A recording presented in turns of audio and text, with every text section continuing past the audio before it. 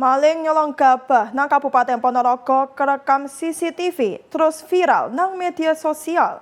Pelaku nyikat rong karung gabah sing dideleh nang teras omah.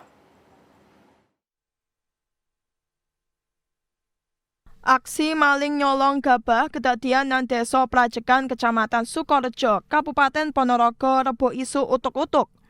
Aksi iki kerekam kamera CCTV barek viral nang media sosial. Pelaku numpak bronfit mandek nang ngarepe omahe korban, terus nyikat rong karung gabah sing dideleh nang teras. Gabah sing dicolong iku kasil panene Misri umur 29 taun wong tani kono. Misri sengaja ndeleh gabah iku nang teras polahe ape dipepe. Akibat kedadean iki, korban ngalami torok 400.000 rupiah. Kepala Desa Prajekan Timbul ngomong, kasus kemalingan gabah iki legek pertama iki kedadean nang desane. Dhewe njaluk warga luwih waspada nek nyimpen kasil panen.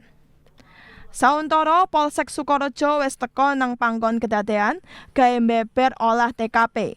Saiki polisi sik mbeber selidikan gawe nyingkap pelakune. Sayekti Milan, CTV.